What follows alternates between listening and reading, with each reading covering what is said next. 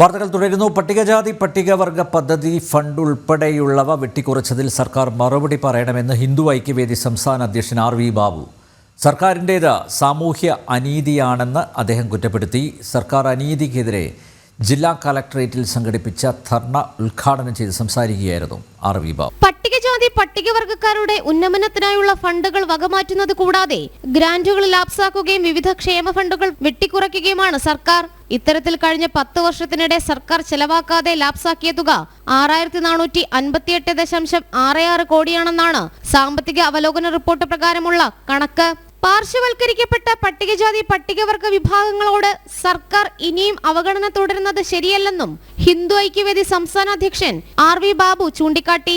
പട്ടികജാതി വികസന ഫണ്ട് യഥാർത്ഥത്തിൽ ലാപ്സായി പോകുന്ന, ചെലവഴിക്കാതെ പോകുന്ന, അവരോട് അവരുടെ ക്ഷേമത്തിന് വേണ്ടി ചെലവഴിക്കേണ്ട പണം ചെലവഴിക്കാതെ സർക്കാർ ലാപ്സാക്കുന്നു ഒരു ഭാഗത്ത്, മറുഭാഗത്ത് അവരുടെ വികസന ഫണ്ട് വെട്ടിക്കുറയ്ക്കുകയും ചെയ്യുന്നു.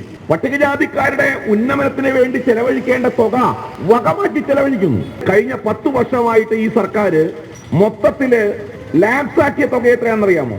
6458.66 കോടി രൂപ.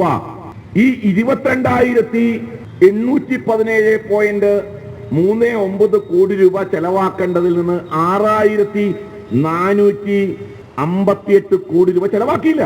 റാപ്പർ വേടൻ മതതീവ്രവാദികളുടെ കരുവായി മാറിയെന്നും RV ബാബു പറഞ്ഞു. ഒരു യഥാർത്ഥ അംബേദ്കറിസ്റ്റിന് ഒരിക്കലും മത തീവ്രവാദികളോടൊപ്പം നിൽക്കാൻ സാധ്യമല്ല. ആ അംബേദ്കറിന്റെ ആശയത്തിൽ നിന്നുകൊണ്ട് ഒരാൾക്ക് ഇസ്ലാമിക മത തീവ്രവാദികളോടൊപ്പം തോളോട് തോൾ ചേർന്ന് നിൽക്കാൻ സാധ്യമല്ല. കേരളത്തിന്റെ പടനായകനാണ് ആരാ? പാട്ടുപാടുന്ന റാപ്പർ സംഗീതജ്ഞൻ എന്നൊക്കെ പേരിൽ അറിയപ്പെടുന്നയാൾ. അയാളെ എങ്ങനെ ഉപയോഗിക്കുന്നു? അയാളെ കരുവാണ്, നിഷ്കളങ്കനായിരിക്കാം. അദ്ദേഹത്തിന്റെ അജ്ഞതയെ, അദ്ദേഹത്തിന്റെ കഴിവിനെ ഒക്കെ ദുരുപയോഗം ചെയ്തുകൊണ്ട് ചില ശക്തികൾ, മത തീവ്രവാദ ശക്തികൾ അദ്ദേഹത്തെ കരുവാക്കുന്നു, ഉപയോഗിക്കുന്നു എന്നുള്ള യാഥാർത്ഥ്യമാണ്. പട്ടികജാതി പട്ടികവർഗക്കാരോട് സർക്കാർ കാട്ടുന്ന അവഗണനയ്ക്കെതിരെ സംസ്ഥാന വ്യാപകമായി നടത്തുന്ന പ്രതിഷേധ പരിപാടികളുടെ ഭാഗമായിട്ടായിരുന്നു കാക്കനാട് കളക്ടറേറ്റ് ധർണ. വിവിധ ഹൈന്ദവ സാംസ്കാരിക സംഘടനാ നേതാക്കൾ മാർച്ചിനും ധർണയ്ക്കും നേതൃത്വം നൽകി.